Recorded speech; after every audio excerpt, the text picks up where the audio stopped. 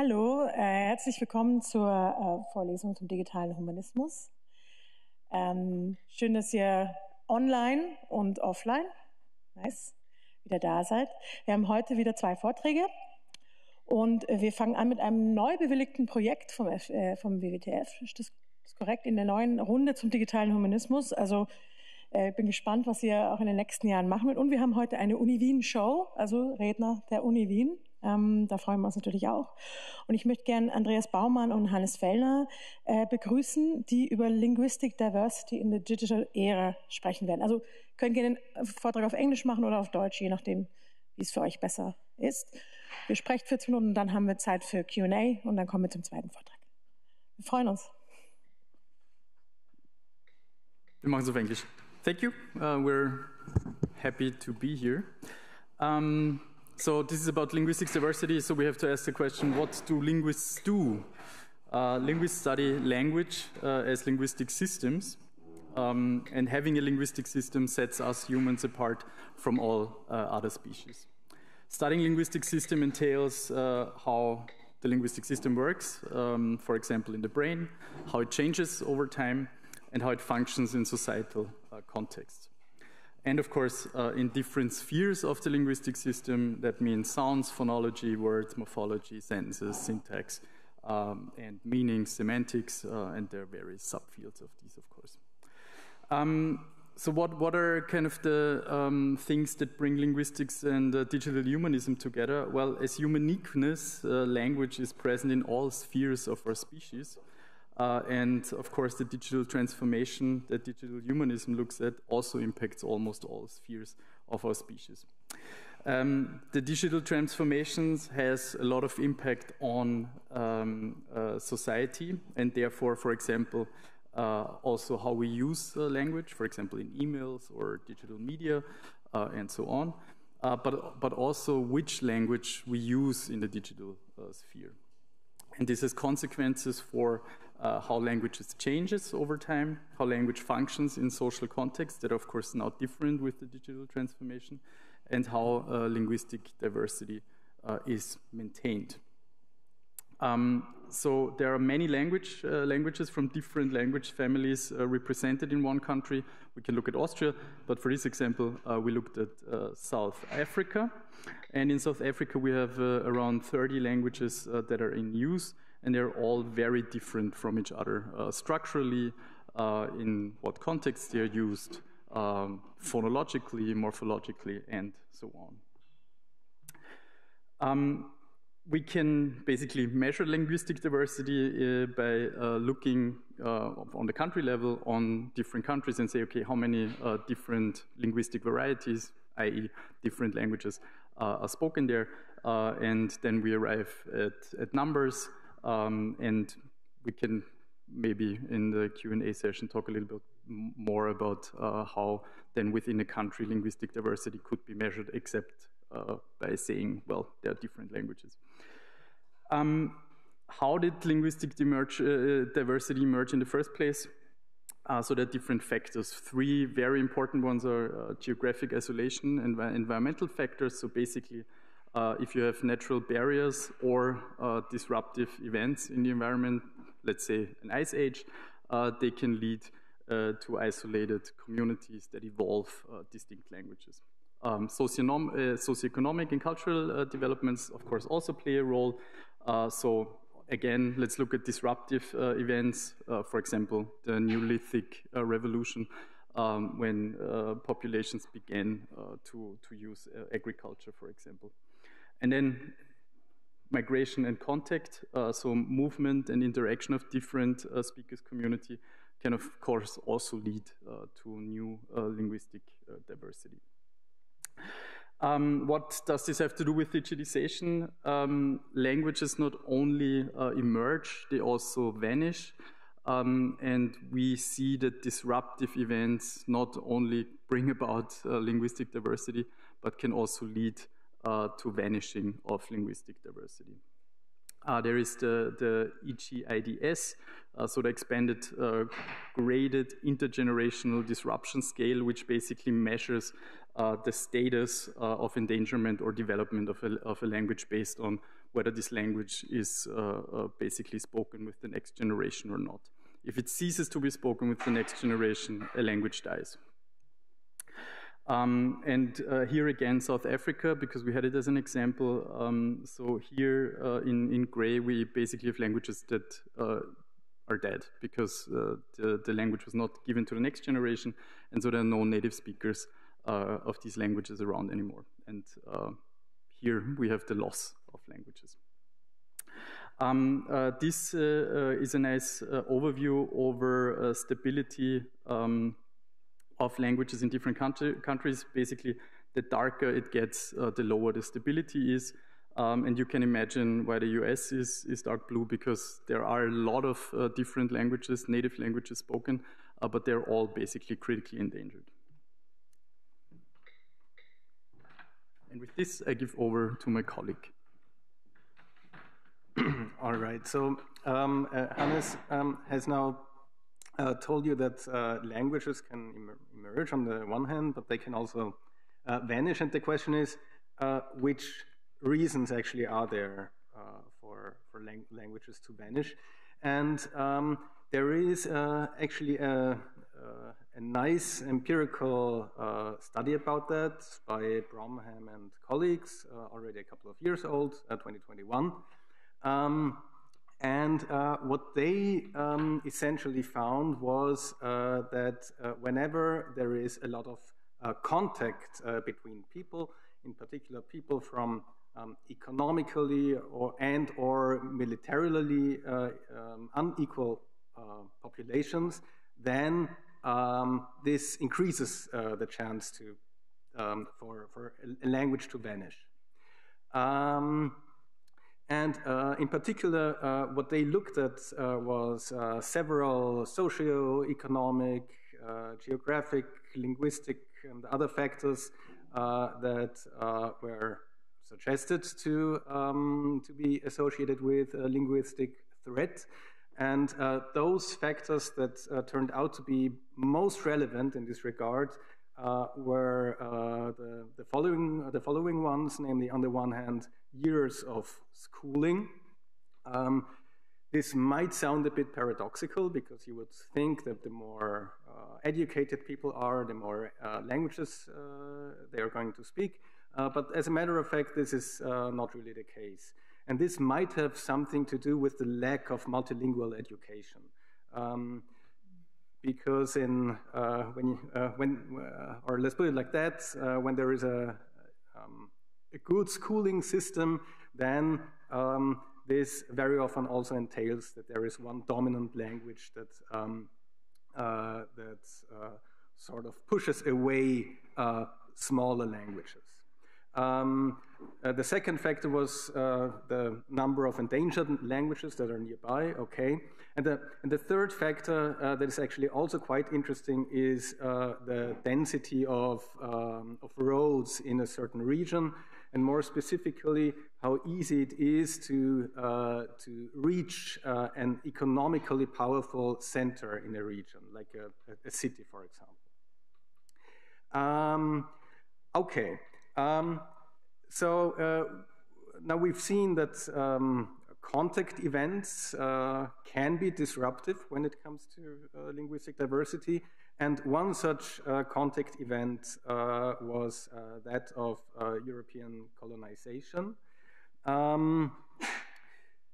So let me talk a little bit about that. So this is sort of a piloting study that actually made us and led us into studying the association between digitization and linguistic diversity. But this is not about digitization, it is about the effect of colonialism. But we will see in a second why the connection actually makes sense. What is or what was European colonialism? Well, it was also a disruptive event that spanned about 5, or still spans actually 5 different centuries. And there are several components that are relevant to it and that are also relevant for language loss. On the one hand, there is sort of a group of biological factors. For example, demographic shifts, simply through increasing immigration of European settlers. So this is one aspect. Another aspect is the ousting of indigenous populations through armed conflicts. Also, the transmission of diseases was actually very, very impactful in this regard. Probably, so in the colonization of North America and South America, infectious diseases were one of the major drivers and probably even more important than armed conflicts. So those are the biological components, but there are also socio-economic ones. On the one hand, for example, the implementation of economic models and languages associated with them, the implementation of strong economic centers, so the emergence of larger cities and trading posts, the disruption of living spaces, for example, by industrialization, creating new road networks and so on. And of course, one other factor, another cultural factor is also a religious one, namely missionary activities. All right, so what you can do is you can measure the duration of colonization on a country level. And fortunately, there is a database that sort of collects data from, I think, 4 or 5 historical databases on that, and merges all of these data. And so this database is called COLDAT database, and what they actually provide you with is beginning and end dates of colonization by 8 European empires. So this is very important. This is just about the European empires. So Belgium, Germany, Britain, Spain, Italy, France, and Netherlands, and Portugal. So no Japan here, no Russia, and so on. Now what we did was we modeled, we analyzed the relationship between colonization duration on the one hand and different measures of linguistic diversity. On the one hand, the number of languages and the stability of languages in a country. This is what Hannes has already shown to you. But we also looked at more linguistic measures, so to say, so the diversity of language families that are represented in a country, and also the diversity of different linguistic structures that are represented in a certain region, so in a certain country. We also looked at other covariates that relate to those in the Bromham et al. Paper that I've shown to you a couple of slides before. And what we actually found was that long colonization corresponds to many languages represented in a country that are from different language families, but that long colonization also is associated with higher levels of threat. This means that large distance contact events have, in a way, mixed up languages on a global scale, but this came at the cost of higher linguistic threat. Okay, and now the question is, did or does the phenomenon of digitization also lead to similar contact events over large distances? Question 1. And question 2 is, does this then have similar effects on linguistic threats, language endangerment, and linguistic diversity? Now the first question is actually digital transformation now another disruptive event, like, for example, the Neolithic Revolution or European colonization? And you can actually look at it from 2 different ways. So on the one hand, you could say that languages benefit from digitization. There are multiple ways in this could be done. On the one hand, by conservation of text, of audio data, written data, so simply storing language data, but also by then facilitating research and documentation on smaller languages, on languages that are maybe endangered. We certainly have that members of speech communities can communicate even across very large distances. Of course, I mean, we could write letters, but using an email, social media, or nowadays also audio and video calls, I mean, this is even more impactful in this regard. We have that digitization facilitates the outreach of small linguistic communities. Just think of quickly creating a website in a certain language, in a language that does not have that many speakers, that is immediately public to everyone who has access to a browser. Machine translation could also reduce pressures to adopt a different language.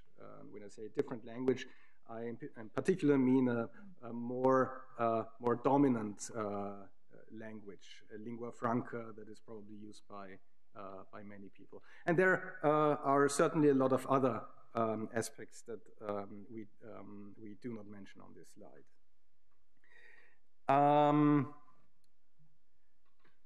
But the flip side of digitization is that there is also bias.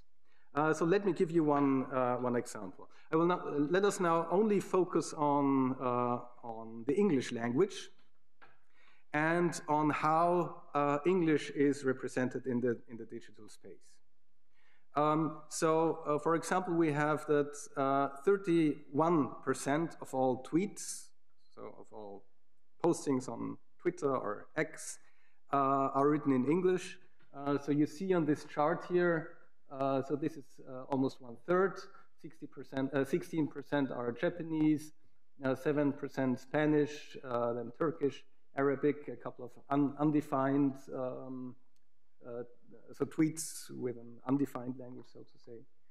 Portuguese, Thai, Korean, Persian, and then only 16% that are written in other languages. 28% of all YouTube channels are on English. More than 90% of all postings on Reddit. 25% of all articles on Wikipedia, and a whole lot of 52% of all websites that are out there are written in English. So those are 31%. Now, a brief question: what do you think? How many speakers of English? How many native speakers of English are there on this planet in percent of all individuals living here? 5%, more or less. So 3%. Okay. Those estimates are actually very, very good. But when you think of English as a second language, how good does it get? Yeah. 20%. You second that? Okay.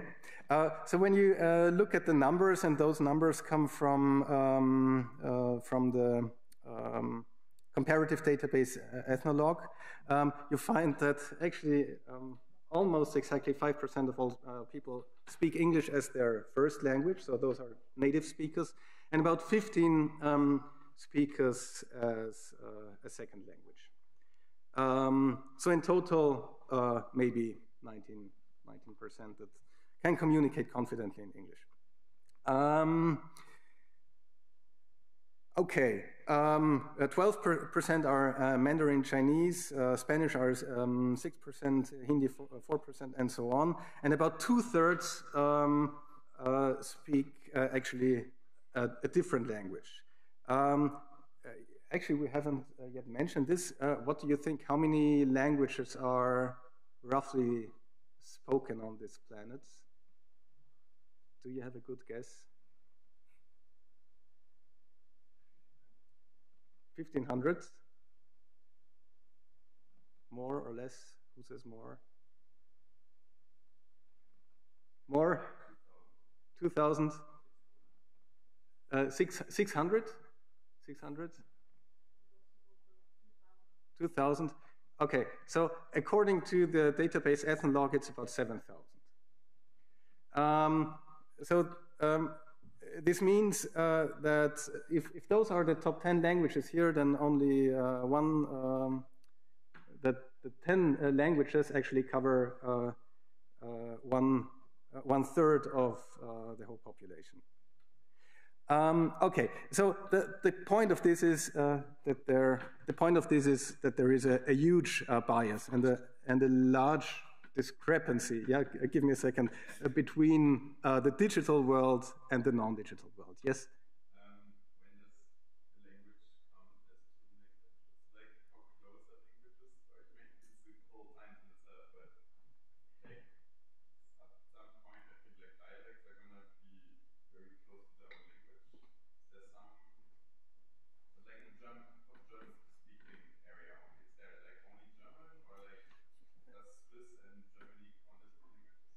Yeah.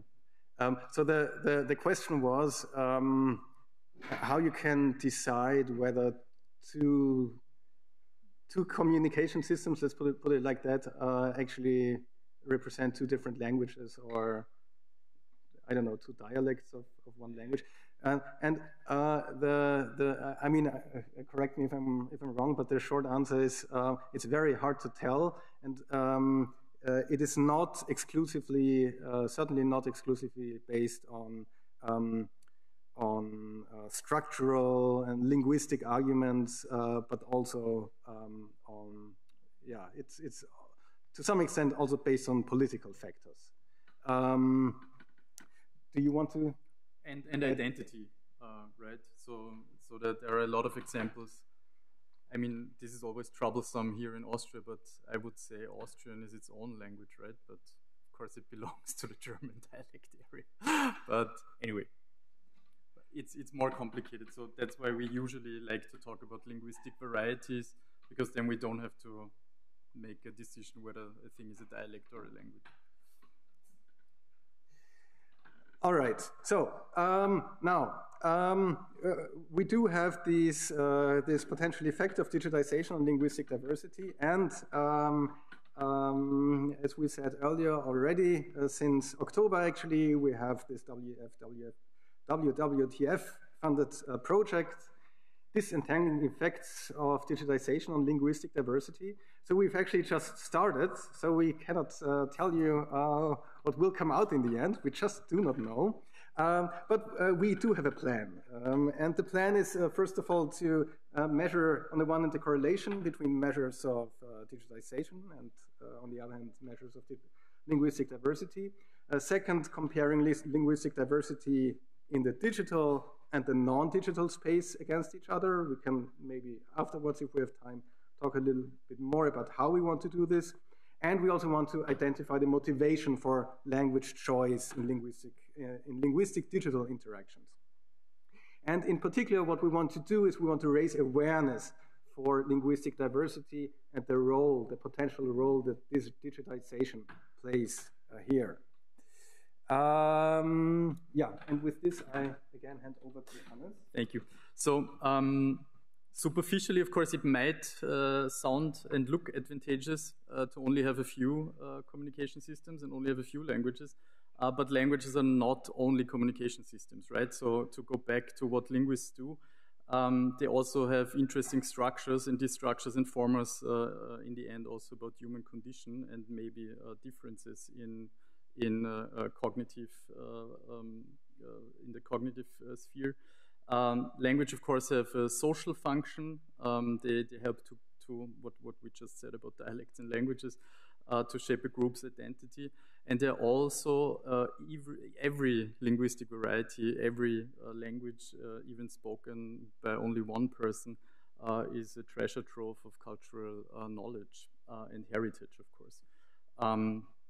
And also, and we are increasingly aware of this, this pertains to, for example, sustainable harvesting, fishing, agriculture techniques that get lost if languages get lost over the years because of disruptive events that we were talking about.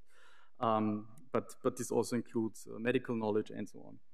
So all of this knowledge, of course, needs to be preserved. How can we do that? Well, one thing is that we have, all of us interested in digital humanism have to collaborate, which means, pardon the pun, to learn to communicate and to speak the same language across disciplines and to deal with very different data from very different domains, but be able to communicate over them together.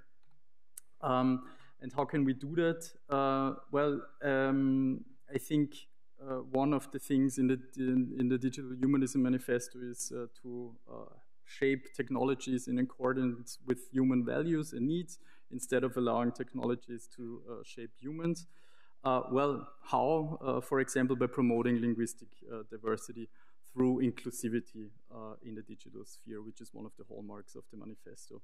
What can that mean in concrete terms? Well, for example, LLMs and machine translation for as many languages as possible, especially for critically endangered languages, and thousands of languages are critically endangered. Multilingual resources, starting with search engines, but also Wikipedia, for example, and also policy and legal documents should be available in as many languages as possible. Crowdsourcing, which is increasingly popular in many areas, but this should be done via engaging indigenous communities or communities that speak endangered languages. And of course, one important thing is to raise awareness in computer and or science education about linguistics and linguistic diversity. And I turn over to Andreas again. Yeah, for the take-home messages. So when you go home, please take them with you. What were our main points? So first of all, linguists are interested in how language works and how languages are used. We are not the language police, so to say, that correct you if you produce wrong words, if this exists at all. We have seen that linguistic diversity was influenced by large-scale disruptive events. For example, European colonialism, stretching over a couple of hundred years, and now maybe also digitalization. One major driver is that of language context, and we have seen that language context can harm a language when it's in a way overshadowed by a dominant one. We have argued that digital transformation represents such a disruptive event because of biases that we see in digital communication. And one thing that we need to make sure is that digitization is used in favor of language preservation in order to prevent loss of cultural knowledge and also other important functions of language. And with this, we want to say thank you in a couple of different languages. Maybe that are spoken in Austria. That are spoken in Austria, actually.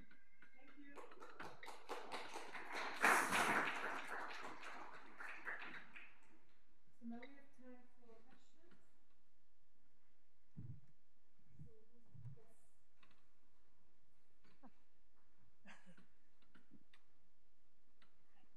I thank you for your really insightful informations. I have two questions, actually. My first question would go back to what you were briefly explaining in terms of linguistic diversity being an indicator for things. And I would be really interested in where linguistic diversity is actually used as indicator. For example, you mentioned the loss of specific types of knowledge or whatever you mentioned. And I was wondering, for example, is that an indicator, particularly in the realms of the SDGs, for example? So I would be interested in where is linguistic diversity used to explain or also describe the current situation in a region or whatever. And my second question, but maybe others have similar questions too, would go into one of the last points you made about preserving linguistic diversity and also the indigenous cultures standpoint towards that, because there is also some cultures or communities that would say we don't want to give away our language to the big tech or in California, in Silicon Valley, so that they can build some technology with it. And I would be interested in what your stance is on that. Thank you. Thank you so much. Yeah, I mean, as to the first question, I mean, I am actually not quite sure whether linguistic diversity is used, at least in the scientific literature, used at all as an indicator of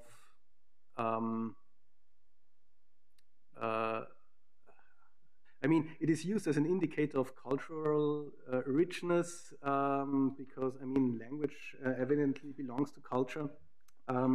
But I'm not quite sure whether linguistic diversity is very often associated with different or other aspects of innovation, like innovation.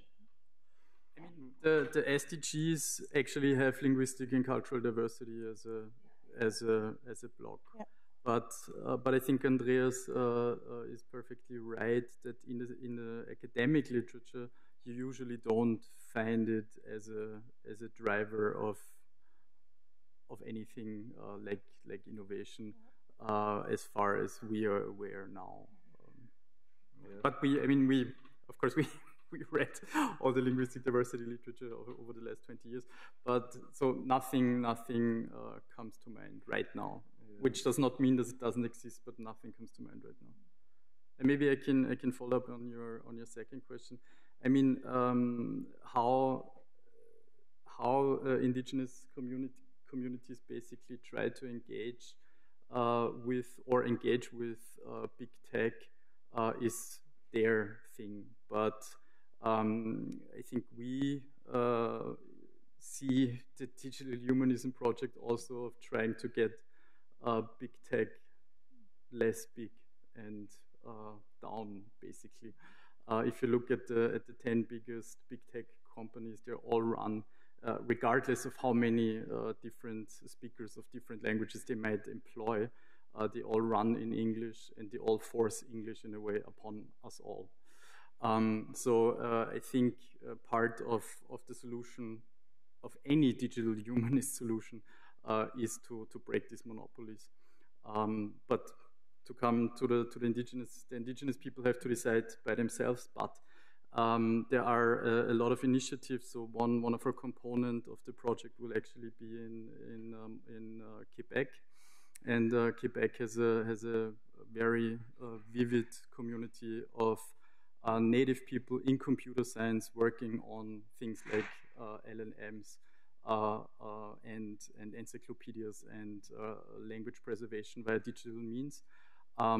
And one important thing is all non-proprietary. So I think, and that's a very good thing. And actually, this is a kind of a role model for how things in linguistic diversity should be done. Because of course it should be done. I mean, we are all white dudes here, but of course this should be done by people who actually speak endangered languages. We kind of want to lay our finger and deliver information on how digitization affects linguistic diversity. But to preserve linguistic diversity will be an effort of all of us. Thank you. Other questions? Yes.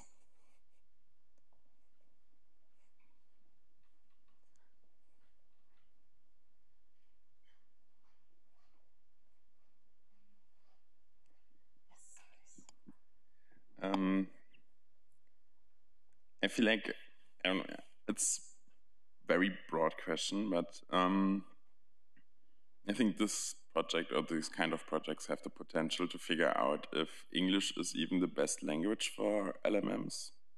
Because like how I understand it, it's also about how the structure of the language is, how you optimize the model, about the most predictable, the way the words have to be structured. But I'm not well enough informed in how LMMs work. And I'm also not, especially not, I have no knowledge how the different language influence that, how the machine can communicate. Yeah, I have no idea if there's an answer for that question. I mean, I think it's a very good question. My answer would be that if there was an amount of data available that is as big as that that we have for English for some different language, and if you would build your LLMs based on this other language, then it would work in exactly the same way and with exactly the same accuracies and performance and so on. Yeah, I mean, it's probably a bit more tricky because the way or the tradition of computational linguistics and natural language processing is also very much focused on how Indo-European languages are structured, in particular, they sort of take for granted that there are separate building blocks that correspond to words that are separated by white spaces and so on, and structure and some other languages certainly differ with respect to how how those languages are actually structured, and yeah, maybe in this way, in this sense, you would probably need some small tweaks of your algorithms and pre-processing steps. But yeah, by and large, I would say if you would have a different language with an equally large amount of data, then it would work in exactly the same way. Yeah, maybe I just want to add that, so basically there are no good or bad languages. And at the core, if you describe languages mathematically spoken, so human languages, but also computer languages, they have certain things in common. So if you string things together and you want to mean certain things, then you have a syntax, and the syntax is basically more or less the same for other languages, so even if things like what is a word can differ. But I mean, just to warn you, if you analyze a string of speech in German, you will also not see words in any any meaningful way, actually. I would say that I mean, there's the Chomsky hierarchy, right, that defines what possible languages are mathematically possible. And there are 4 to 5 that are possible. And human language is one of them, and every human language basically can be described in this way concerning syntax. So that makes exactly what Andreas said true and valuable. And the thing is, we have this bias. I mean, we speak English right now. There is this strong bias in linguistics, in computer science, but this is an accident and by a disruptive event connected to colonialism, to string everything back to what we were saying. Okay, thank you. Question? What was the name again of the theory? I mean, these mathematical descriptions of what languages are possible, I mean, there is, of course, a long literature, and it doesn't start with Turing, but let's say Al-Khwarizmi, Turing, Chomsky is the way to go this line, I would say. Yeah, Al-Khwarizmi gave us the word for algorithm because this is how he was Latinized. Yes, I think it's going to be our last question as well, so make it a good one. I'll try. Intuitively, I would have thought that digitalization brings the opportunity of many different languages being heard. But like from my own experience, I have the feeling that it more tends to, what is the word for it, to enforce English as a language and to just strengthen it, as most of the content is just presented in it. Let's see, on YouTube or movies, entertainment, educational content. So I don't know, like, what your opinion on that is, if digitalization has more opportunity to bring in diversity and how much it just favors one language and pushes it. Yeah, I mean, very good questions, and this is actually also, yeah, one thing that want to look at in our project. So I cannot give you a definite answer on that. But I mean, one thought about English pushing away other languages and what digitization can do in favor of other languages.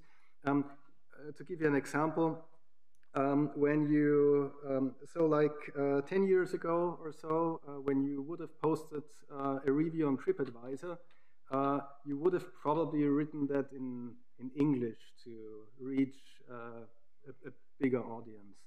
And nowadays, with more modern language technology, machine translation, you can actually also simply use your own native language.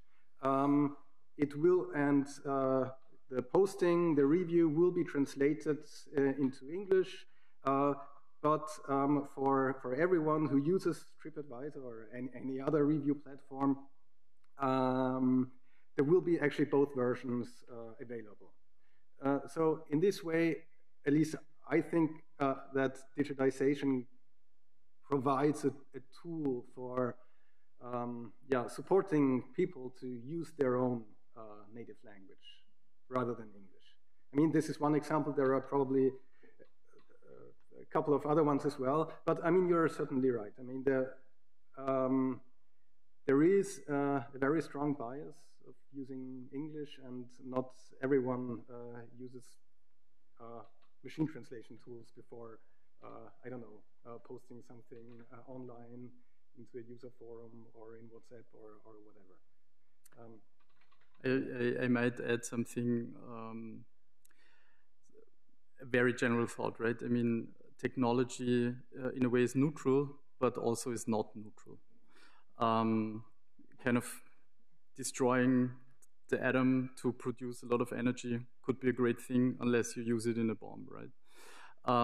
Having social media could be a great thing unless you use it to manipulate opinion. So this is the reason why digital humanism is important, to not let technology basically have a hold over us, but have us have a hold over technology, and basically take care of it, that it uses, or that it's used for humane purposes, for more democracy, for more inclusivity, for more human things. Thank you so much. Perfect ending words. So thank you so much, Anne. All right, thank you again. Excellent. Thank you so much for speaking. Then we go to our second speaker. Yes, please, Katja Meyer, also from the University of Vienna. Katja, if you need any support, let us know. I'm just going to announce your talk. So Katja's going to talk about digital humanism in action, the power of knowledge commons in research and innovation. And we look forward to your talk.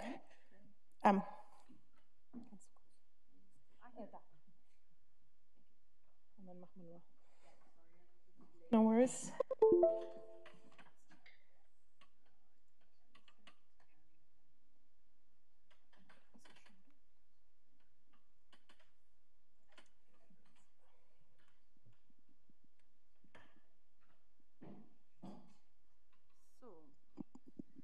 Yeah, perfect ending and perfect bridge also to what I will talk about today. I came a bit late, sorry for that. I will not present any project. I was somehow invited because by some historical coincidence, I came into the whole discourse of digital humanism, which I will explain to you in a bit. But let me start with this slide. It's a picture that DALL-E, the OpenAI image generator, made when I put in just the words digital humanism. And I love to do this. I'm the anti-prompt engineer. So I do these very simple words and just see what comes out. And it's quite interesting because it's this, now I didn't do, let me see, what did I, sorry, create, I wrote, no. I have to be truthful to what I did. So I did digital humanism in the beginning, but it was too boring, but then I did. Create an image of digital humanism in the style of French Impressionist paintings, because I, wanted to have it look nice. But still, I thought French Impressionist painting, but still you can see all the biases that are convened in this picture. And thankfully enough, ChatGPT can already give me a list of all the biases that are to be found in this picture. So it's somehow statistically reflecting on what it did. That's, I think, quite funny. This is pretty new. 1 year ago, this wouldn't have been possible. So those machines and algorithms were trained. The models were adapted to what we know about bias. And also, interestingly, DALL-E or ChatGPT could give me the estimation of resources that it used to generate this image, which is also something that is new and reflects all the research that has been done in the last year, especially last year and last 2 years, on the hidden costs of LLMs, which go into all their resource uses, like energy, like raw materials, like all these different things that never got talked about 5 to 3 years ago, right? And that the attention is only there now in the last time. I have no idea if this information is somehow relatable. I know some of the figures look right, but we can only, estimate it because most of the companies don't publish any of these kind of figures, information, and the only things that we know come actually from some open models that were run to also investigate these kind of impacts, like the Bloom model by Hugging Face and co, and so on. So this is all estimations. But still, isn't it nice? I mean, now the chatbot can implement this basically human-centered values that we now have. Opposite chatbots can give us all this information about its own behavior. Isn't that what we wanted, the technology to do, at least that it is aware of its own costs?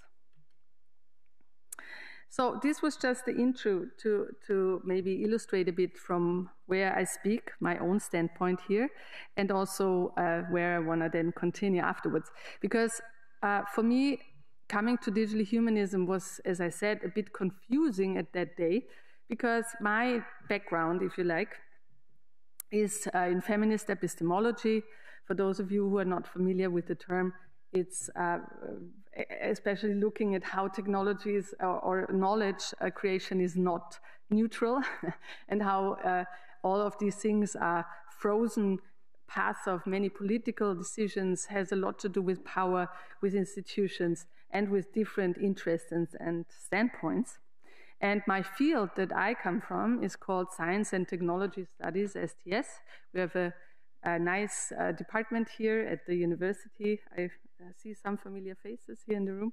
And in STS, we examine exactly this situation with science and technology, knowledge production, and how also this alleged neutrality is sometimes helping to create certain power asymmetries.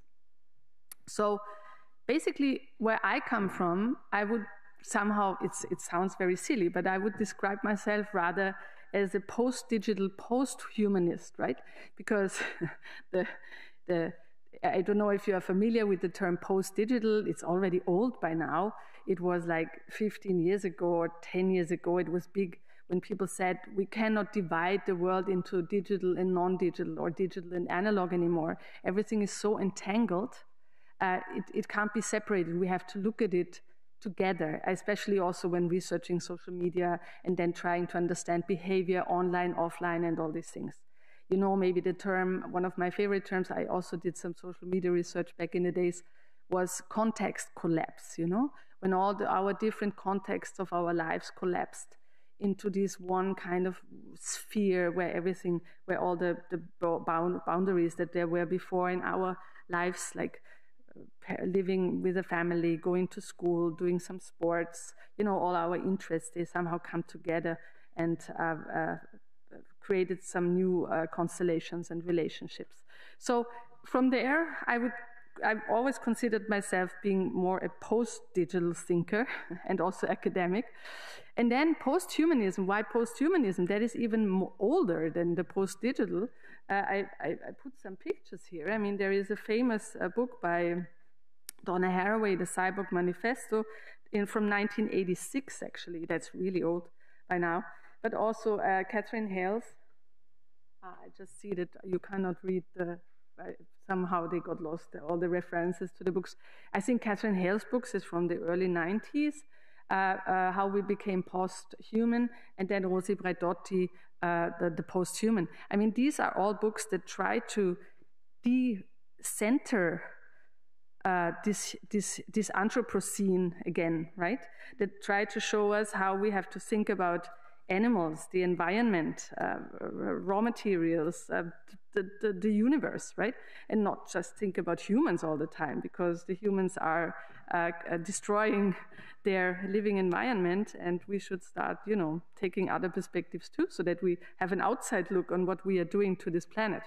So, you see, this was really my position, and then I was asked to do a study together with some colleagues for the city of Vienna in 2018 on a new thing they wanted to establish here, which they called as a working title, Digital Humanism. And I was like, why? Why 2018 humanism, right? What didn't make sense to me at all. But, you know, I'm always interested in these sorts of processes of knowledge creation. And I was also really interested because I've done a lot of research on digital methods in science, on digital humanities. That is also something that is often mixed up and confused with digital humanism. And so I was interested in what I can find if I look at the Vienna region and see if there are already people doing these things that the city wants to foster somehow. And for sure, we found a lot of people already active in these fields, a lot at the university, but also a lot in NGOs and other like civil society organizations, some even active in government agencies. And these were the topics that we explored and where we found really very active communities, more or less dense or fragmented, but active communities. And I'm not going into any detail here, just wanted to kind of provide you with some insights to the journey, why we are standing here today. And so one of the outcomes of this study was that, yes, indeed, the city should go and foster these things, because there's a lot of really, really interesting things happening here, really internationally very well networked communities that need more support and that also need more exchange among each other, because they could also strengthen the Vienna region as a very important topic for the development of the whole kind of innovation, research and innovation landscape here. And this is also why we are standing here now, that there is now a program that funds a project like yours, thankfully. There will be or there already is a doctoral college, I think. So all these things, they really started to happen, which makes me very happy, because I could see that actually going into the field and looking what is already there and showing the city officials, decision makers, that it makes absolutely sense to foster that, was actually fruitful. But still, you know, you can see the humanism. It doesn't still resonate with me so well, because I thought we have overcome it. For this study, we researched a bit the history of humanism, and I don't know how long the introductions to this lecture series have been, so I don't want to bore you if you have heard about all these things already. No. Okay, so I come from sociology of science, sociology of knowledge, so I use terms like this. The humanism multiple, which kind of reflects this idea that also a school of thought is not something that is stable over time, and also terms get used differently over time, and I think we have to be aware of these things. So there are several historic phases, if you like, of humanism, and there have actually been even historic phases before that time. But it starts prominently with the colonial expansion of the Europeans in the Renaissance, where this kind of the privileged European human thought and culture was transported all over the world in the Renaissance, which was termed by somebody, I forgot by whom, aristocratic humanism, which reflected this rediscovery of classical antiquity. You know, I put Leonardo da Vinci here as the illustration for that. There is one specific time period in the 18th to the 19th century, which we could call the bourgeois humanism, which was then even fostering this sort of idea that also coming back from the colonial activities, that the human is something special, and there's so many exotic, interesting cultures that people wanted to engage with. The adventurers, you know, came back with all their things, and that the human is truly something exceptional. And then there's the period of the democratic humanism. It was in parallel somehow with the development also of the Human Rights Charter. And of course, there came sort of a relativism inside, which kind of thought more about inclusivity, the relation between different cultures, and so on and so forth. And then the fourth phase, and of course this is just a selection, there's many more phases if you really dig deeper into the history, it would be the digital humanism, which tries to integrate a lot of these things in a good way, with very good intentions, into the development of technology, and tries also a bit to develop this thinking that the digital is something like a global culture that also has effects, right, on things. And we can debate whether this is really something, or whether it's not just another universalism that is so inherent in humanism all the time. So there was a lot of critiques also towards humanism, and I just give you an example, or a list of some of the myriads of critiques.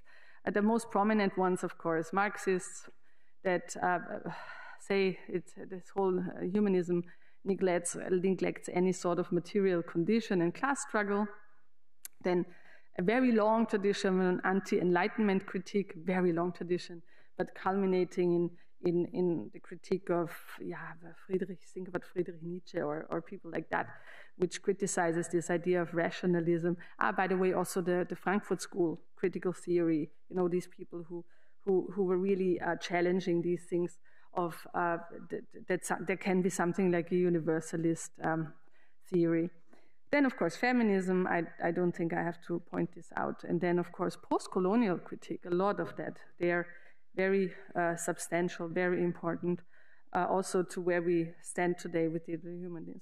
Post-humanist critique, I've already mentioned.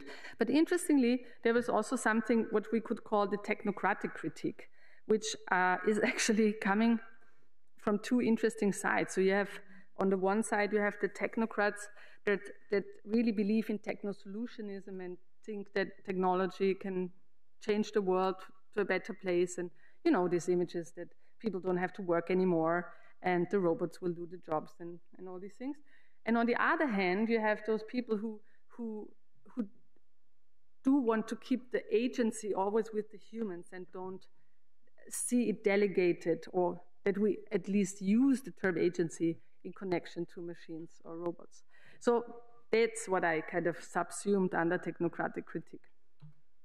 And then there is a lot of digital humanism in action already since many years, which is not by title, so it's not called digital humanism. This is one of my favorite group of people that have done a lot of important work in the last years, somehow around computers, digital. I don't know if you're familiar with them. I mean, this is a very US-centered group of people, I have to say. All of them work in the US.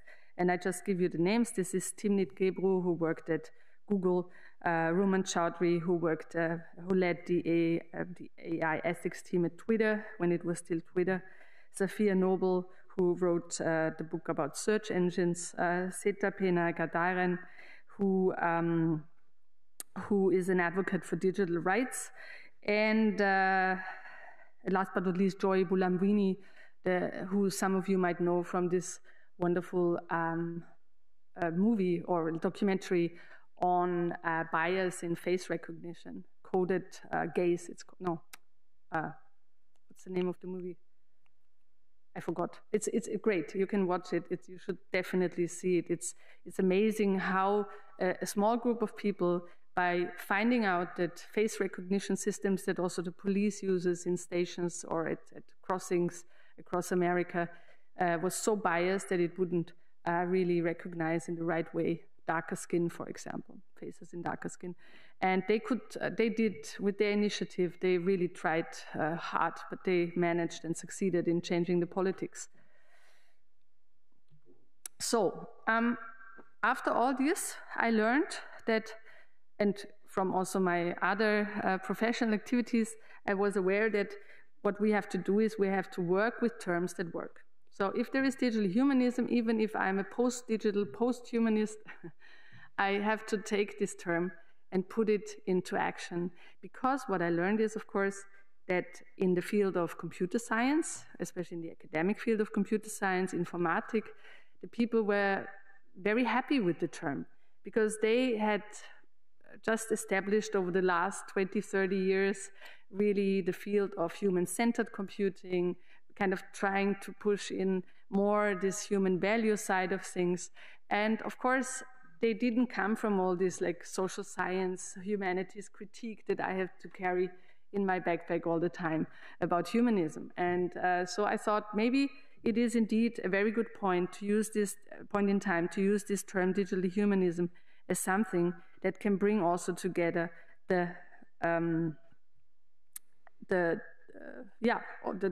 disciplines, yeah, working on that. So I think we managed. I think we are there yet. It's people start to talk with each other, and this is really nice.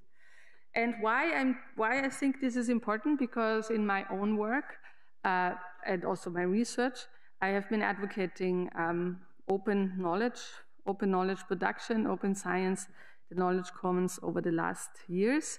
And I see that with the digital humanism initiatives, we can actually make these kind of initiatives even stronger. Because finally, also the people, it was sometimes not so easy to reach decision makers that come more from computer science with these crazy post-digital, post-humanist ideas that we presented to them.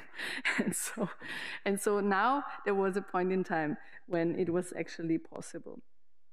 Here you have an image about the, if you like, socio-technical infrastructure of a generative AI system. I will come back to that.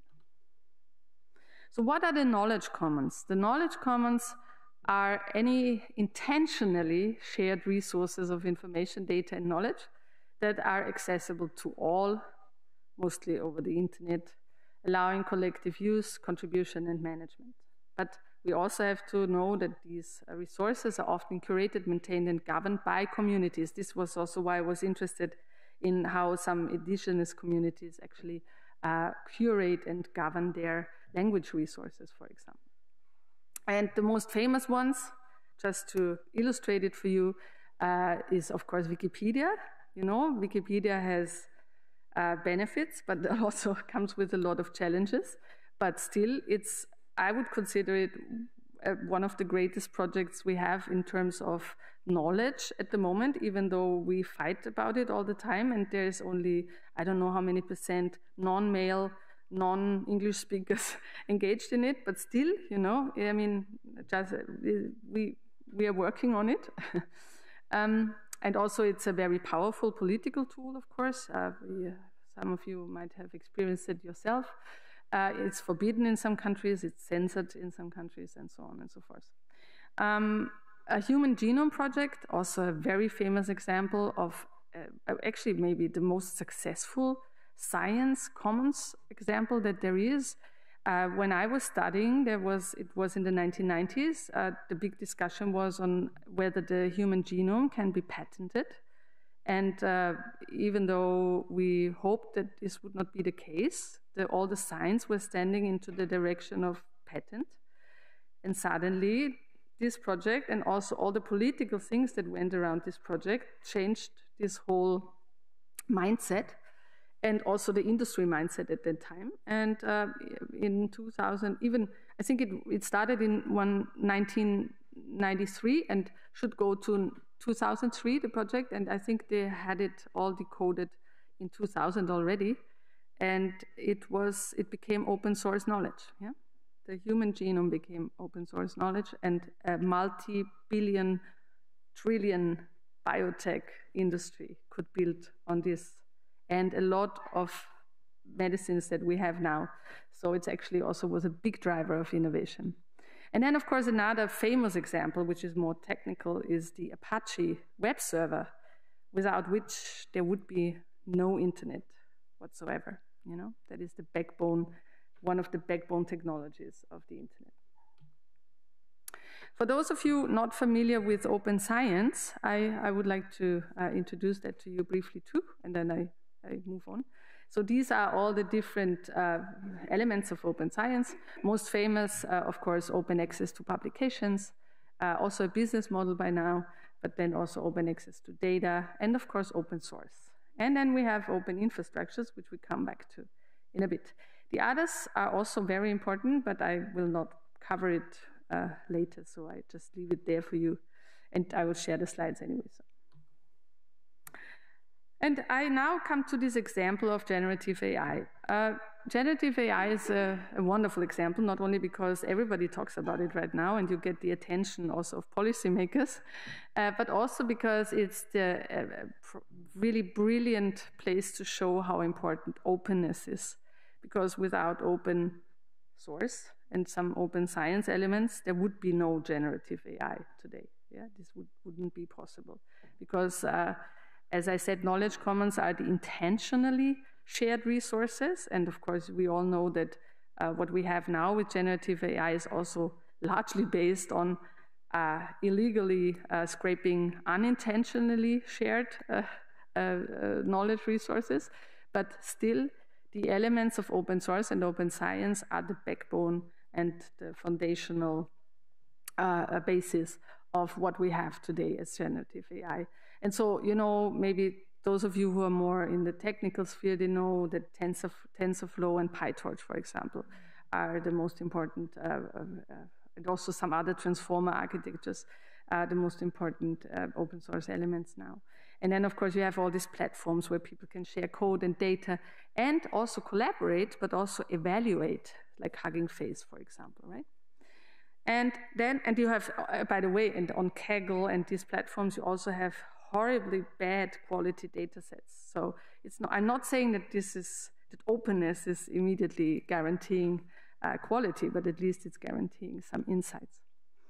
And then, of course, you have open access repositories for research papers, for data, for model cards on Archive, on Zenodo, and a lot of educational resources, which are especially important for people having their training and their education not in the global north, western part of the world, but maybe have access to internet resources where they can teach themselves or teach in smaller groups a lot of the knowledge in English most of the time that is shared by big universities here. So just look at the time. Okay, so back to the generative AI infrastructure and why I talk so much about this. You see, I still have some doubts about humanism, digital humanism. And I think one particular blind spot of digital humanism is this, if you like, socio-material infrastructural lens, right? And I encourage you that over the time of the semester and whenever you engage with these ideas of digital humanism, to broaden it a bit from this, just ethics, just academic questions, and broaden it much, much further towards the entanglements of really complex politics and infrastructures. So by now, we have a lot of initiatives that would kind of comply with the principles of the digital humanism, but we don't have a lot of reliable knowledge. So we are, I would say, at the beginning. So we need a push for all these things. We have a lot of advocacy for open source AI models. We have a lot of ethical AI development frameworks, which are basically some kind of soft power instruments where also companies can check some boxes and say, we have done it in the right way. Ethics washing is possible with these things, but we don't have any information. We do not have a lot of information what is actually going on, because many of the big companies have also dismissed their ethics teams, by the way, in the last years. We have a lot of regulation coming up with the European Union AI Act, but also the Digital Services Act and all the data governance regulations and acts that are now starting to be enacted. We have a lot of attention towards environmental justice, which is actually good because there is already a lot of activist infrastructure that is now mobilized for these topics as well. We'll come back to that in a bit. And we have a lot of interest now in labor rights and fair compensation. This is not only because of Hollywood, because the generative AI technology stole all of their copyrights, but also because a lot of exploitation was exposed of people who are the content moderators for Facebook, who are the labelers of data sets in Kenya, Latin America, Bangladesh, and who earn nothing and have really tough jobs because they have to look at terrible images and make decisions in seconds for cents. And then, of course, we have the whole problem of algorithmic management, AI-driven workplace surveillance, the whole problem of surveillance capitalism that we are all stuck in now with also the new president of the United States. So and then there is this call. Joe Biden actually put in place some months ago a fund. Who knows if this will be reality one day, but for a publicly governed AI research infrastructure, even though they just put it in with $1.8 billion and industry is spending tenths of that in a year. It's still a start, you know, because it would enable researchers, but also SMEs to kind of experiment much more with where they need high computing power. So compute infrastructure is really something that we need more knowledge about, but also that is needed. And then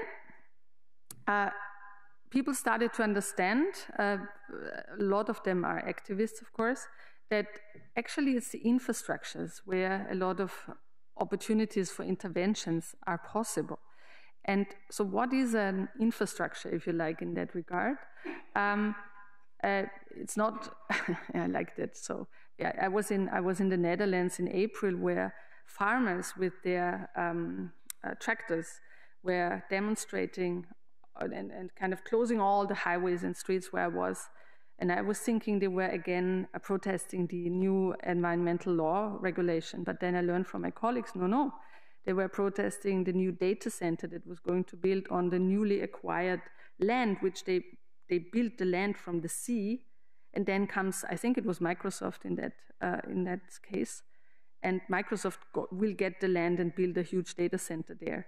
And the farmers said, no, no, no, we need the land to produce food, and you can't put the Microsoft data center on it. So there's much more activism coming in this regard, where people started to understand that these infrastructures are the backbone of these large technological systems that are somehow called the cloud or that are invisible.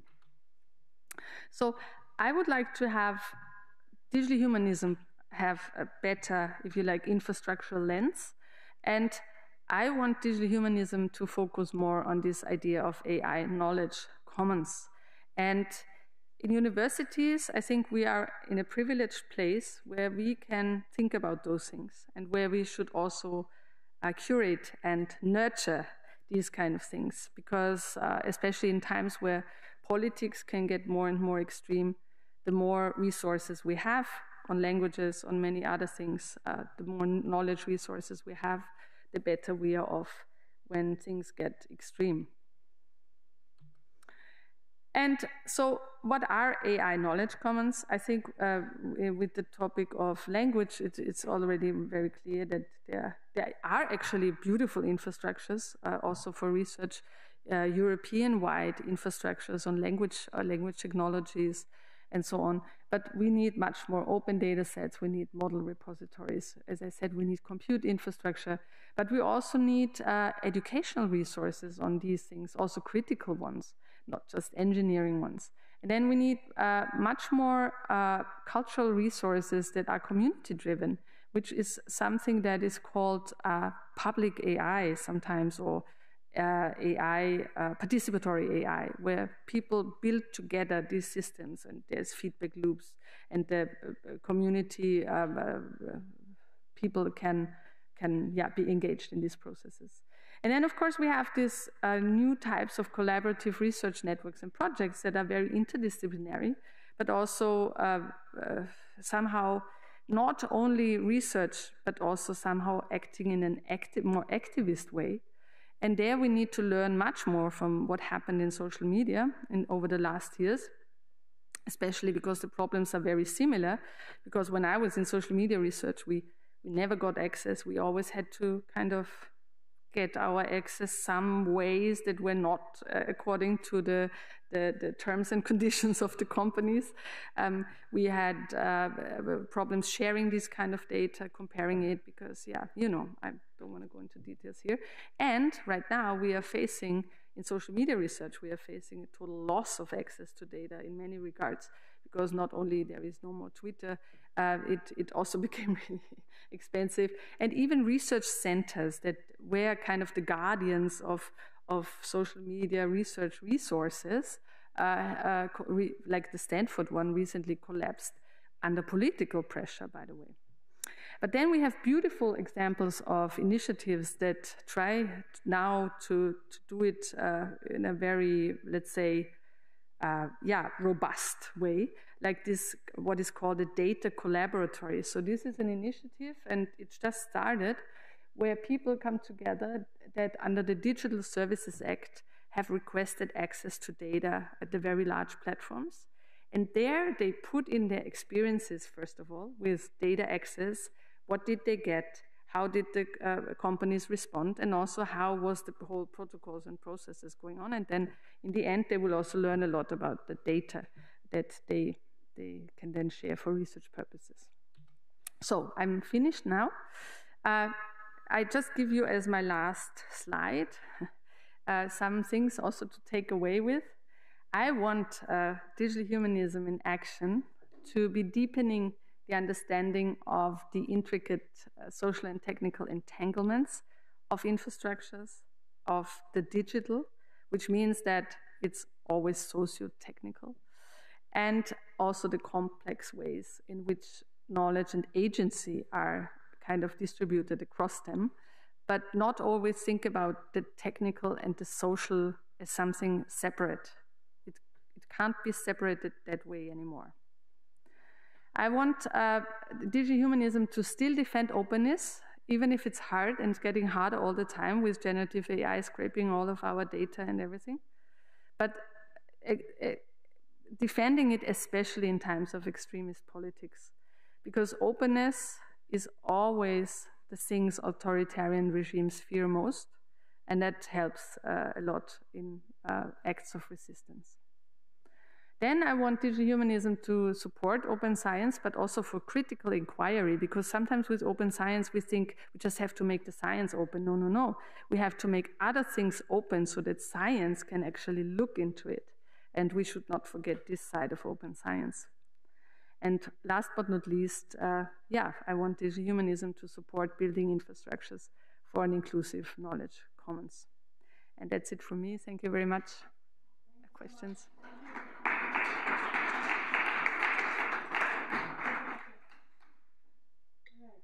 So we have some time for questions. Who would like to start?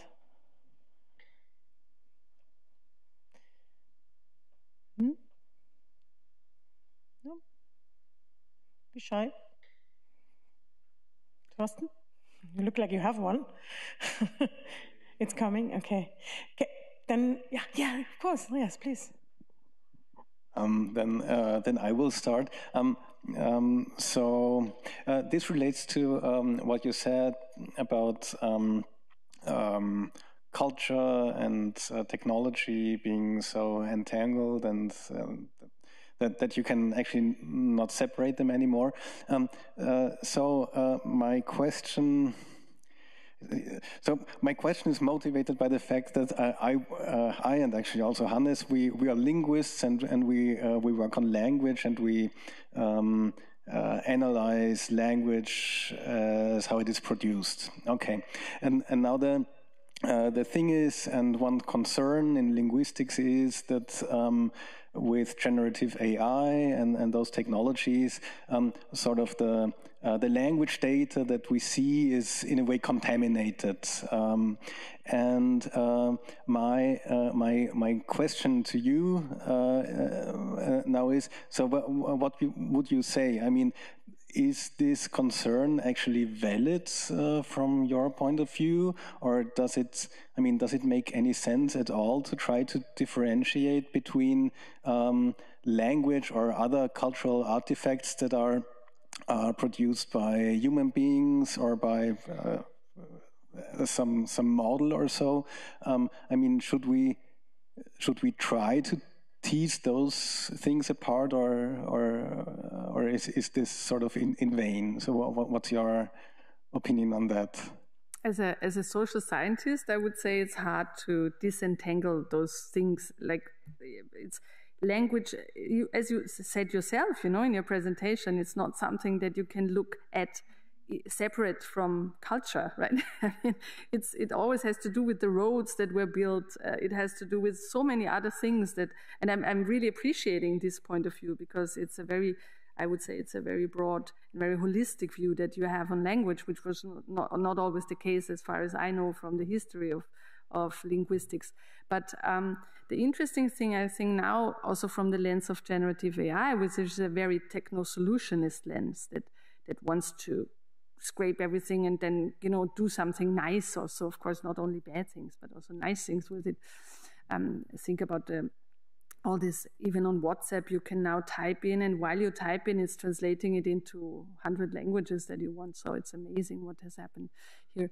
So I think here, it definitely makes sense to disentangle a bit what is happening, because especially in terms of the knowledge commons, because as you said, AI faces a big problem, which is bad quality data, not only bias, really bad quality data, and also that bad quality data and a lot of synthetic data that is now generated by some AI that is again fed into whatever, social media, for example, and then makes the models actually worse and not better, right?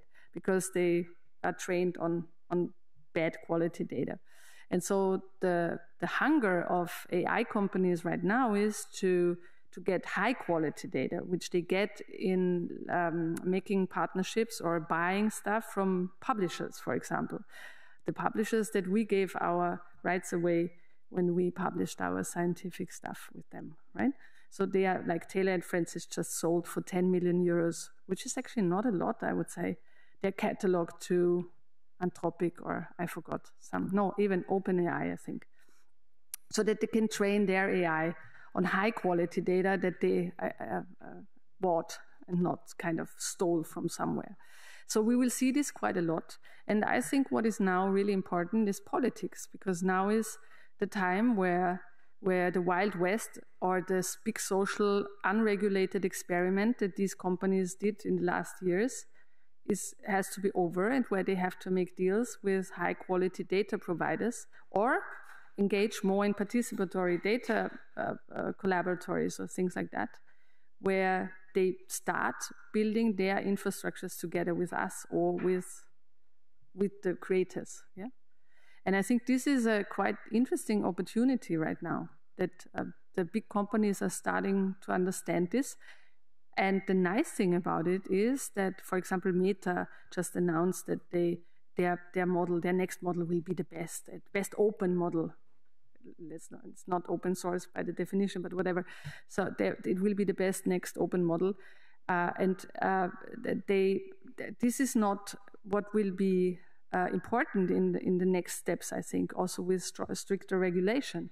They will be forced to form some new kind of partnerships. And I think when we find ways in science that we are not fully exploited, not ourselves, but also the knowledge resources that we take our knowledge from, our research subjects, if you like, then I think it could be a turning point. Because, yeah, otherwise, without the high quality data, these models will get worse and not better. So I think it's actually now an opportunity in time to renegotiate these things. And I have heard that they are negotiated. Yeah, would just be nice if not the publishers would just sell the stuff that they got for us, where we even paid for it to be open access. Yeah, that would be. Yeah. That would be also a nice side effect if that would change. For sure. We have time for one more question only. Sorry, because we have another lecture right after, and we have to really stop on time. But so you're again the last question. But I think it was just you or the teacher. So you want the teacher to ask a question? Are you sure? I'm sorry. I don't want to put the pressure on you again. Sorry. All right. Then I'm always curious sort of to see parallels in history, and the obvious one for me would be, how do you see this development compared to, say, the Industrial Revolution a couple of centuries ago? Are there particular aspects that have been done well or not so well at that time that we can learn and adapt and do something with today? Because there's another new interruption happening right now, and yeah, so I'm not a historian. I'm a historian, if you like. I'm interested in the history of science and knowledge production. I wouldn't dare to say anything about the Industrial Revolution. But I think you're right. We need this comparative view. And you also mentioned the comparison to the history of colonization, and how the digital could also be seen as something that is colonializing things. So I think you're absolutely right. I think we need much more to compare it to what we have gone through as humanity or post-humanity. But what I think is I get a bit allergic in last times to this term disruption.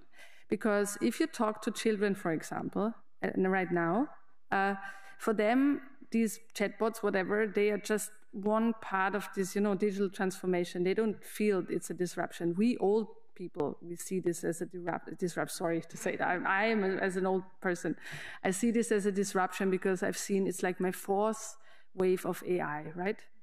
I don't know, probably yours too. So we have heard for the fourth time, we've heard that now AI comes and will change it.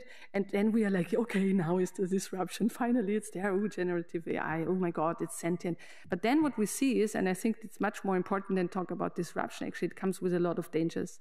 For example, there is now this avatar-based chatbots, where a lot of young people are engaging with, like character AI and so on, where young people, especially boys, for example, in the age from 12 to 14, are very susceptible to dive deep into this gaming world of chatbots and creating friendships with chatbots and all these things. So I think we see a lot of dangers, but I wouldn't see this maybe as a disruption right now. compared to climate change, for example. So you see, I think we have other disruptions maybe that are much bigger, and that we should not think that AI will be the solution to it, actually, even if it's promising it all the time. But I really think we need to compare it historically much more and much deeper as it's done. And we shouldn't believe all the hypes. These are actually perfect finishing words. Thank you so much, Katja, again for your talk. Thank you. Thank you for coming. All right. Thank you so much. Looking forward to seeing you next week for our talks. Thank you.